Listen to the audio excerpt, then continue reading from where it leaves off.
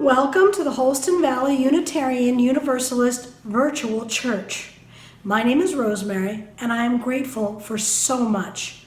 But this morning, I am especially grateful for the smiling faces that cheer me in our upcoming postlude. And I'm grateful that even though we cannot yet physically get together, we have the talents and the tools needed to create this pre-recorded virtual service. Today, our very own Bradley Quick is speaking. As a teacher of history, he will focus on the background about our Thanksgiving holiday's true history and living in a state of gratitude. For our chalice lighting, I offer these words, "The Persistent Flame" by Amy Brooks. Even as the days grow shorter and our homes shrink smaller, and our wicks burn lower, and our will to endure flickers. A lit candle in a jar on the sill of an open window, we light this chalice to kindle a flame of warmth as a reminder of the connection that draws us in to a community that opens us up in gratitude for the breath in our lungs and the love in our hearts, for the gifts of this day alive. We all have different reasons for tuning in here each week, but we have this much in common. We work together as a church to transform ourselves, our community, and our world by sharing love, pursuing justice, and seeking wonder. The gift of music is offered by Wendy, Jennifer, Kim, and Brandy, sharing their version of the song, Shine.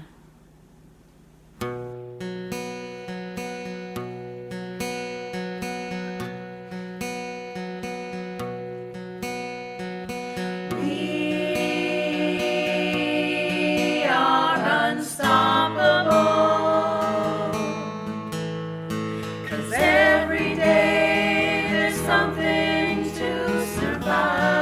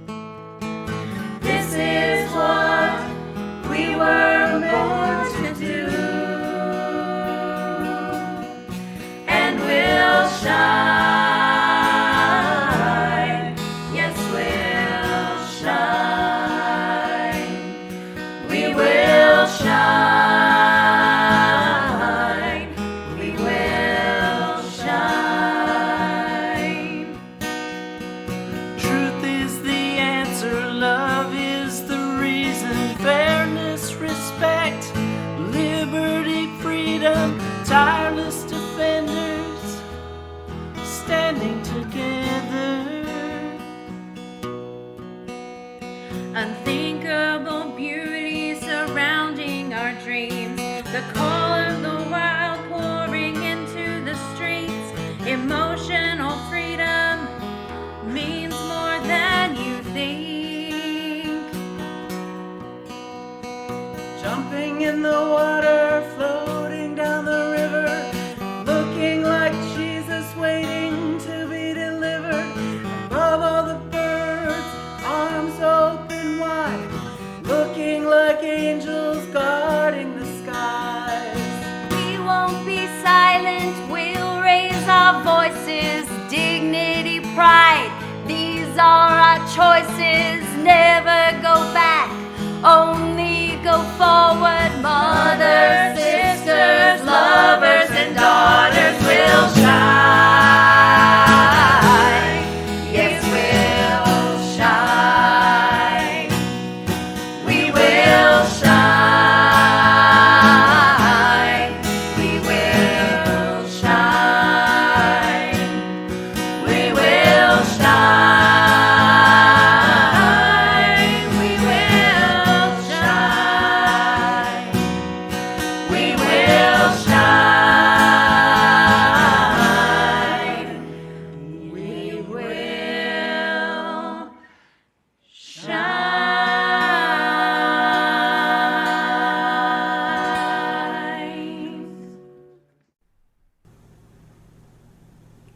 We will sing Loving Kindness next. Please hold a light in your heart to dispel the darkness, to honor someone or some event, or to lift up a memory.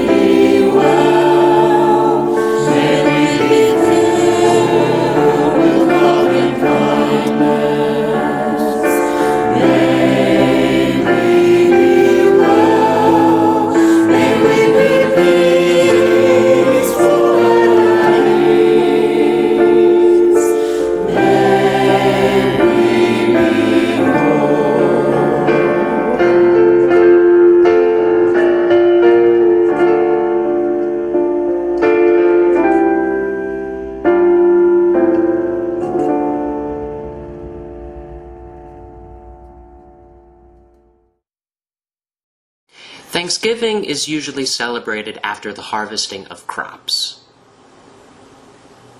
Throughout history, civilization has given thanks to a god or gods for a good harvest.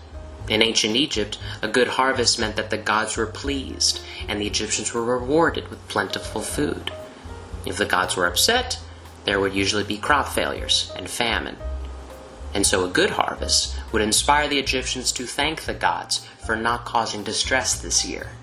In ancient Greece, the goddess of the harvest, Demeter, was responsible for the production of crops. However, when her daughter gets abducted by Hades, god of the underworld, Demeter develops severe depression and refuses to grow crops for anyone, starving the humans. Because the Greeks believed their harvest came from Demeter, and because they knew how easily the crops may not come this year, they honored Demeter with a feast between October and November known as Thesmorphia. These are just two examples of Thanksgiving being celebrated throughout history, but believe me, when there are plenty more. Back before humans farmed with more advanced technology, a good or bad harvest literally meant life or death to a tribe. And so good harvests always led to a celebration of gratitude. And it is with that history lesson that I greet you with a happy Thanksgiving, or Thanksgiving weekend. Our holiday in the United States focuses less on being thankful the harvest came, but rather a holiday where we take time to be grateful for the blessings around us. It is my opinion that hard times are easier to go through when one adopts the trait of habitual gratitude. What is habitual gratitude? It is being grateful often, throughout the day, the week, the years. However, it is hard to be grateful. If it was easy, I wouldn't be talking to you about it today. Gratitude is not a gift. Gratitude is not in our genes. Gratitude, like bike riding or shoe tying, is a skill that must be learned through persistent practice. But unlike shoe tying or bike riding, gratitude is significantly harder. The hardest part of habitual gratitude is yourself. We tell ourselves excuses when we're not doing our best. Tell me if you've ever heard this or thought this before. You don't have to be grateful all the time. You are a human being with a complex mind, and feeling grateful all the time cuts you off from all the other real and valid emotions. you could be experiencing right now? How can you find sympathy for others with this mentality of gratitude? Oh, I'm so sorry your car broke down, but look on the bright side. Oh, I'm so sorry for that hospital bill, but look on the bright side. Oh, I'm so sorry for your loss, but look on the bright side. You may think being habitually grateful is a good thing, but in reality, it has your heart and your loved ones feeling unheard and unacknowledged. That is a very convincing voice. We have all heard it before. We have all thought it before. The human spectrum of emotions and thoughts is so long and so nuanced. Scientists study and discover new facets of it daily. These emotions all have their time, and they all have their place, but moderation and balance are the keystones to a healthy emotional life. As Mr. Rogers taught us, it's okay to cry. It's okay to be angry. What is important is that our emotions are not in control of us. Unless there's a chemical imbalance in your mind, emotions do not erupt unprompted from you. Something happened to stimulate you to happiness, to sadness, to fear, etc. For most people, the stimulus and the reaction, the emotion, happen almost instantaneously. I see a cute puppy, and I smile. I'm told someone got hurt, and I get scared. This, then that. Stimulus, then reaction. However, there is a space between the stimulus and the reaction where a choice is made. For most people, this space is incredibly small. It's so small, in fact, that these people will blame the stimulus for the emotional reaction. Well, I wouldn't have gotten upset if you weren't bothering me. I'm yelling because this dude's driving like an idiot. I believe we, as humans, can change our behavior once we are aware of it. This video was my attempt to help all those out there in the internet ether become aware so that they can then implement change. The space between the stimuli and reactions must grow. The space must grow so that we have time to make reasonable choices instead of instinctual choices. Within that space, we can place gratitude and have it be the filter through which we process life. So how do we build this foundation of gratitude, this filter for life? I'll give you a few tips, but if you really want to go all the way, you need to know how your mind works and then use that knowledge to manipulate your mind to your benefit. What do I mean by this? One of the defining moments in adulthood, in my mind, is the ability to effectively communicate with your future self. For example, I need to turn on my dishwasher in the morning. I know future Bradley tomorrow will wake up in an unconscious stupor and will forget to turn on the dishwasher. So how do I communicate with future Bradley? I open the dishwasher door all the way before I go to bed. When I wake up, I'll go into the kitchen and I'll see the dishwasher door open. And I'll say to myself, why is the dishwasher door open? And then I remember, I'm supposed to clean the dishes today. Past Bradley communicating with future Bradley. This may seem like the behavior of a mad scientist, and it kind of is, but after living long enough, I've learned that this is how my brain works, and I use that knowledge to my benefit. It is your task, if you haven't done so already, to put systems in place to effectively communicate with your future self on gratitude. Here are some ideas if you don't know where to go. Tip 1. Get a gratitude rock. I got this idea from a New Age documentary called The Secret. I was in Miami visiting my grandmother over the summer. I was probably 11 or 12. And my mom got from a friend of hers a burned DVD, burned CD of The Secret. That movie was a pivotal moment in my spiritual journey. And the gratitude rock was a tool I implemented for many years. Here is my gratitude rock. You'll notice it doesn't look very common. That same summer in Miami, I saw The Secret. I went to the beach and found this rock. I found this rock so unique that I knew the instant I picked it up that this would be the perfect gratitude rock for me. It's been eroded by the sea, used by coral as a foundation, and if you press your nose up to it, you can still smell the salty air of its home. You don't have to get a really cool rock to be your gratitude rock. I just got lucky. Here's how a gratitude rock works. You put it in your pocket. Anytime you touch this rock, you have to think of something you're grateful for. You may just touch this rock to fill and empty your pockets in the morning and night, or having your hands in your pockets as a frequent pose you take throughout the day. Either way, you'll be going into the act of gratitude multiple times a day. I remember having this rock on me during my first job.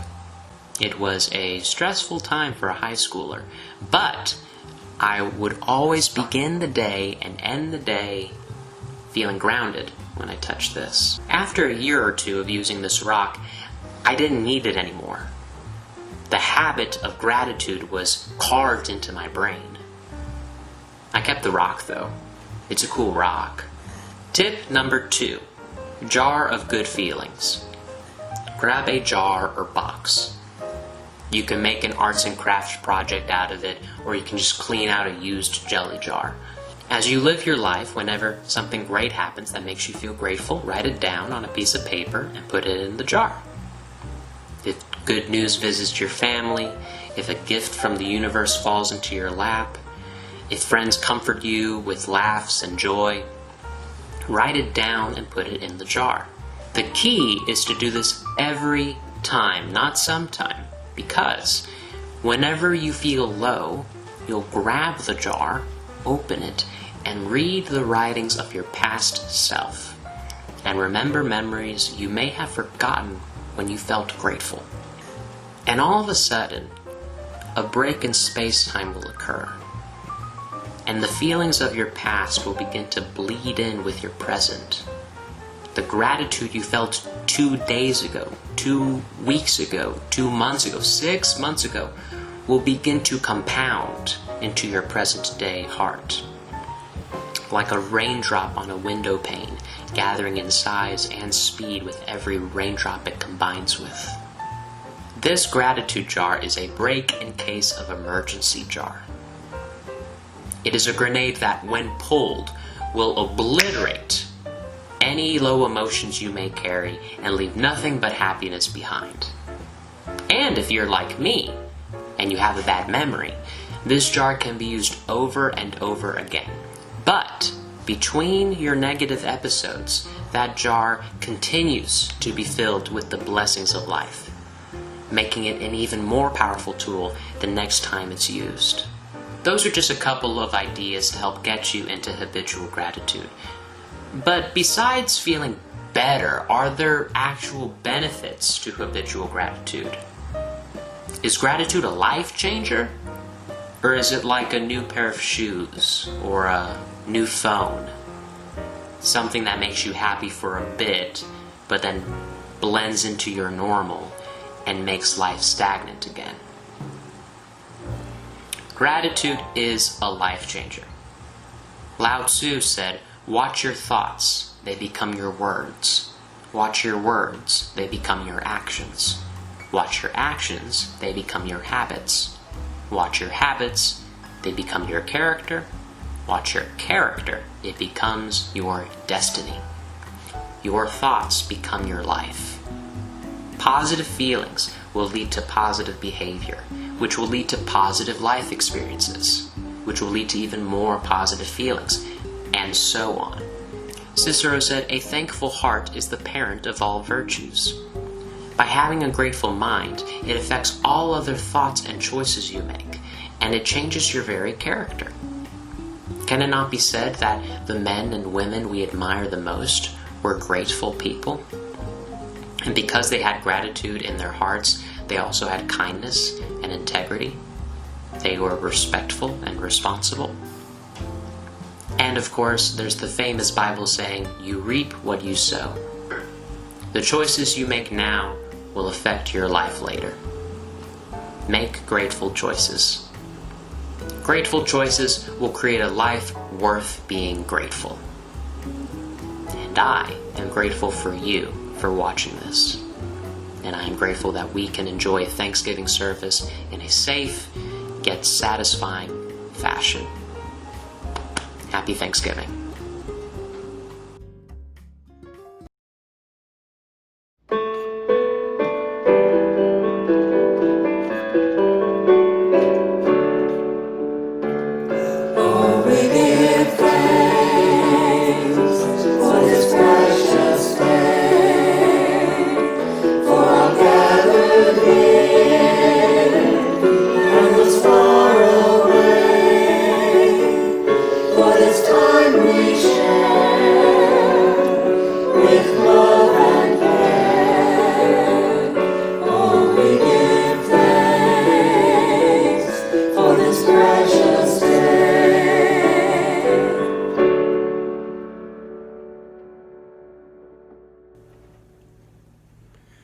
With what benediction shall I leave you? This: in your life, may you know the holy meaning, the mystery that breaks into every moment. May you live at peace with your world and at peace with yourself. And may the love of truth guide you in your everyday. Amen. Please help me close this service now. We extinguish this flame, but not the light of truth, the warmth of community, or the fire of commitment. These we carry in our hearts and share with all the world.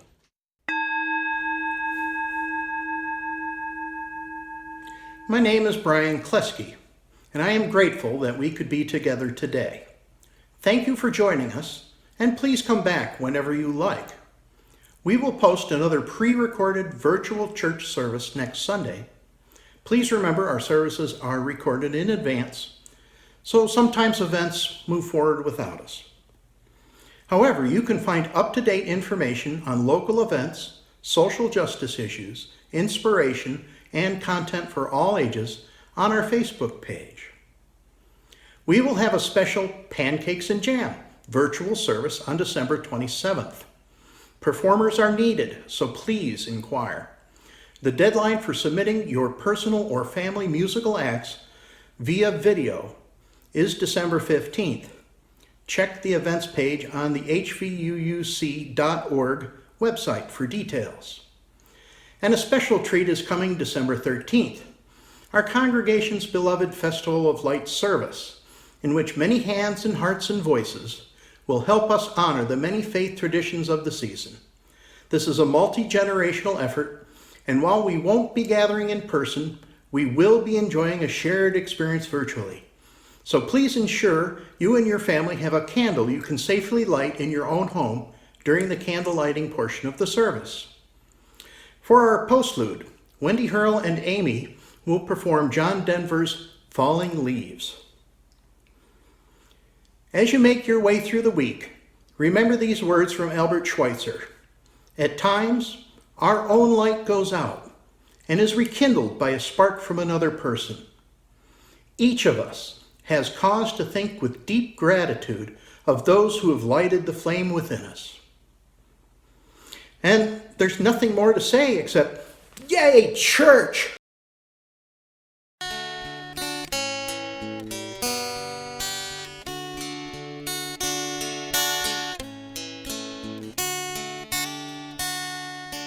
Thank you for this precious day, these gifts you give to me. My heart's so full of love for you, sings praise for all I see. Oh, sing for every mother's love, for every childhood tears. Oh, sing for all the stars above, the peace beyond all fear. This is for the refugees, the ones without a home, a boat out on the ocean, a city street alone. Are they not some dear mother's child? Are they not you and I? Are we the ones to bear this shame? Are they this sacrifice? Or are they just like falling leaves who give themselves away? From dust to dust, from seed to shear, and to another day.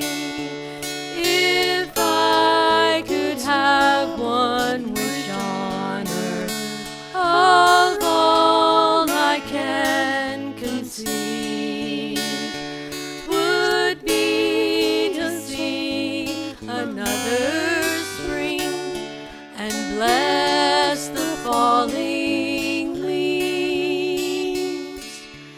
Thank you for this precious day, these gifts you give to me. My heart's so full of love for you.